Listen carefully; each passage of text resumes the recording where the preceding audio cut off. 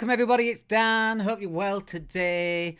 And we're not at Christmas yet, but we're fairly close to it, aren't we? I think everybody's on a countdown, frankly. I guess myself as well. But kind of like there's no time to rest. My Christmas is very short and sweet. I fly in on the 23rd and I fly back on the 28th and back home on the 29th really. So very much looking forward to going over to see everybody, of course, and so should everybody else. And I hope that you have a good Christmas as well. Not everybody's going to, however, and I think that's something that you need to be aware of. Just kind of check into your mates, make sure they're all right, and just, check in with people, basically. Anyway, welcome to a Business Growth Show. My name's Dan Latto. Let's talk about how to start a successful business in 2024, because we get to speak to a lot of people. We're a digital marketing agency. We get to speak to people all the way through, from people who haven't yet started a business to people who did start a business and then regretted starting a business, right through to people selling the businesses. So we speak to people all the way through. And so from all of that experience has probably come this list, frankly. So let's start off with number one then. So obviously, what business are you going to start? And we see a lot of people who start a business, they read this thing about do what you love and you'll never work a day in your life. Well, that's just stupid advice, quite frankly. Because what happens is, you love baking. This is the example out of The E-Myth by Michael Gerber. You love baking, so you go, I'm going to be a baker, and you're getting up at 6 and you're baking all day and you're doing that 7 days a week, and by 6 weeks in you hate baking. The thing that you love, you no longer love, you absolutely hate it. And so I think you've got to avoid stuff like that. You want a business that you don't mind. How's that for advice? You ain't going to hear advice like that anywhere else, folks. Start a business that you kind of don't mind and that you kind of enjoy. But if it's your hobby, you're just going to ruin your hobby. If you love it, you're just going to ruin your whatever you love. I loved property. I really do not love property anymore. Hate it, in fact. I'm just at that stage. I love digital marketing and run a digital marketing agency. And most of the time, actually, I still kind of love it. And then sometimes you don't, right? But, move your money-making thing into something that's going to generate you a lot of potential to earn some money. But in terms of what business to start, I've got a number of things that I want to say about it. Number one, then, I've got a list up here.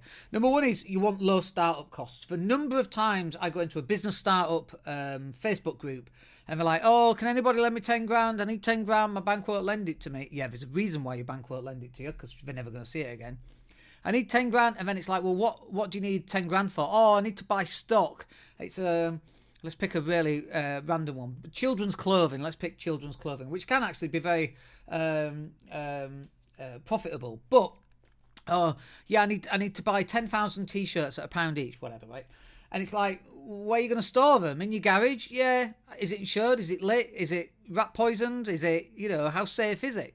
So people go into this thing thinking that this business idea that they've thought of, that nobody else does, and so, wow, I can't believe nobody else is doing it. It's a gold mine. And it's like, there's a reason why nobody else is doing it. Now, you might get really, really lucky. You might be Mark Zuckerberg and go, no one's doing Facebook. I'm going to do that. I'm going to be the best at it.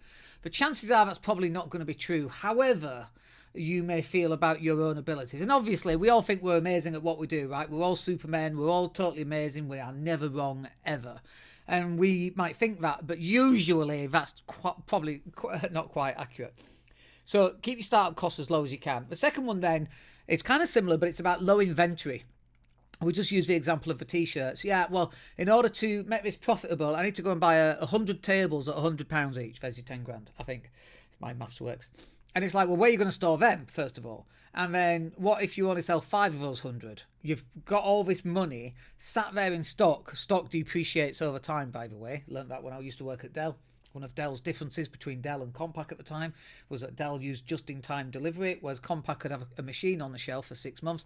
Bit different because it's technology and it goes out of date. But it's kind of similar for you. Who's going to look after your stock? And all that money is completely dead money. Like, it's not earning you anything. You might as well stick it in a bank and get 5%, if you can get 5% in a bank. But you might as well stick it somewhere and get 5%.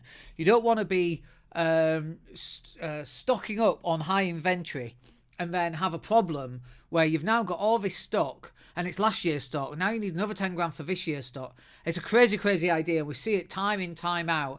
And when we challenge people, we always get the same answer, by the way. We've actually stopped challenging people. And the same answer is, oh, you don't understand my business. It's like, dude, we totally understand your business. We've dealt with people in industries like this. You know, I mean, one of our clients is a sheep shearer, for God's sake. We deal with people in all sorts of different, which is really cool as well, by the way. But we deal with people in all sorts of industries. And when you go, oh, you don't know my industry, yeah, we pretty much do, frankly. There's very little to differentiate between one industry and another industry. And so ideally, you actually want zero startup costs. You know, if you go, okay, I'm going to be, I don't know, I'm going to buy and sell tables. Brilliant. Have you got a supplier for tables? Yeah. So ask them to use their product images. Create yourself a website. You don't have to spend any money. You know, you can create a crap one for free. Obviously, you don't want a crap one, but you can if you want it, right? You don't have to even have a website. You could just start selling on something like Facebook for your tables, and then when you sell one, you just you take the money and then you buy the table and then you ship it out. We started furniture packages business doing just that, and so we would take the order. And then we would get an order, and we would be like, "Oh heck! Now we need to go and find where have they got it in stock? How do we get it from there to the customer? You know, we went through all that. So you want zero costs if you can. Those businesses exist, like our digital marketing affiliate scheme. You know, if you just go to a networking event, or you go knocking on doors, or you go hang out with business people, and you go, you need a website, speak to my mate Dan. Let me introduce you. You earn 20% off that.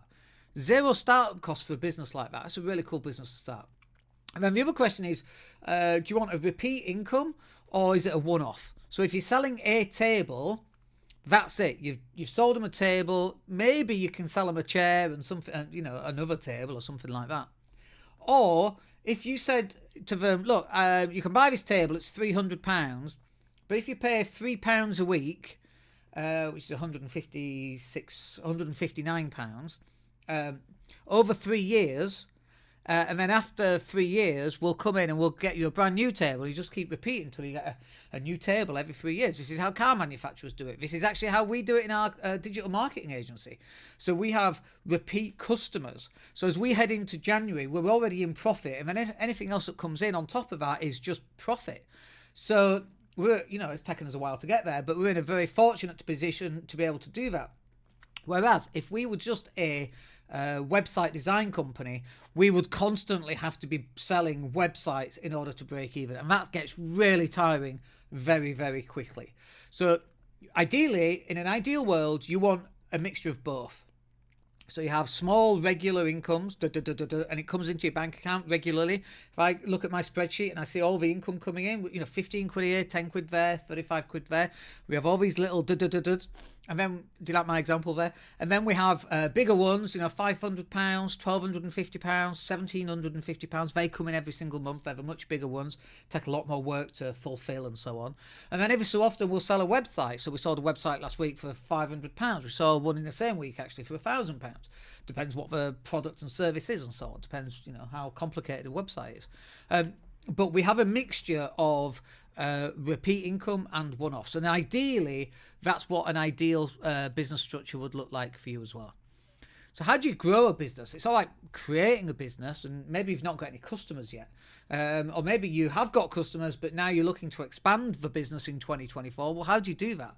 And really, I think it comes down to three things, right? So the first thing is you need to have digital marketing is number one. Like, we live in a digital age, and as much as you might say, oh no, I don't want to do digital marketing, as much as you might want to say that we've always done direct mail, that's really what digital marketing is. It's just a form of direct mail. It's just not paper. It's media. It's digital media. It's a Facebook ad, or it's a podcast, or it's a live like this, or it's a short video, or whatever that happens to be. But you're going to have to get digital marketing in place. Let me put my phone on silent. You're going to have to put your heart and soul into generating content for 2024, because that is where your customers live. They're living in LinkedIn and TikTok and Instagram and Facebook and Twitter, less Twitter. And then whatever else comes through, if you're living in YouTube, they're living on iTunes, they're living on Spotify and on Amazon. This is where they are. And in marketing, there's a phrase that says fish where the fish are, and the fish are on digital marketing. And if you're not doing that, then you're going to have to move your business towards actually doing that. Next one then is you're going to have to meet people. Like, it's fine doing all the digital marketing stuff, and we've definitely moved on the platforms for that since the pandemic. And there's a big reliance on just content. And I just don't think that's enough. Here's me owning a digital marketing content agency telling you your content probably is not enough. You're going to have a mixture of digital marketing content, which makes an introduction.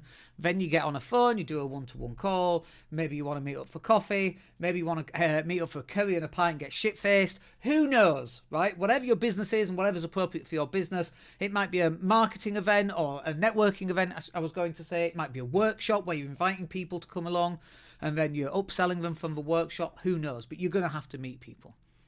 Then you're going to have the third part on this is what we would call like an initial offer that actually really helps people. So for us, we give away the strategy sessions. They work really well.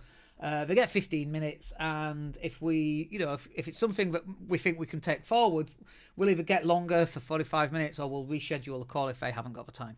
So they come on a call. We look at, okay, what's going on in your business? And we can very quickly, by the way, spot the gaps because we're like, oh, this. What's that doing here? Why have you got that? This doesn't work. That doesn't work on your website. And we're like, oh, no, I didn't know that would do well. So we're very good at that. And then we're also very good at coming up and going, oh, no, you need to do this, and this. And then they scribble it down sometimes and then they go off and then they try and implement it themselves. And invariably, it just doesn't work. It's like going to a mechanic and a mechanic telling you, oh, yeah, you need a new head gasket. And then you go on YouTube and you try and watch how to replace a head gasket. It's just never going to work, right? You're just going to cause more problems than you're actually going to solve. But you have to have an initial offer for people to take interest in you and your business. Next up then is that you need to start small and you need to build up. And what we mean by that is you don't need 10 customers. You don't need 100 customers. And you might be going, yeah, Dan, of course I need 100 customers. And you're right. Of course you need 100 customers. So why have I said you don't need them? Because you only need one. And when you got one, you go out and you get another one. And when you got another one, like ad hominem, ad infinitum, actually. My Latin's non-existent, making it up. So ad infinitum, you find one customer and you service that customer really well. And then when you service that customer, obviously you should have your marketing going out all at the same time, but then you go and find another customer. You just replicating what you're doing. And you have to start small. You have to find your first client. And if you can find your first client, then you can find a second, third, fourth, fifth, sixth, all the way up to 100 and all the way up to 1,000.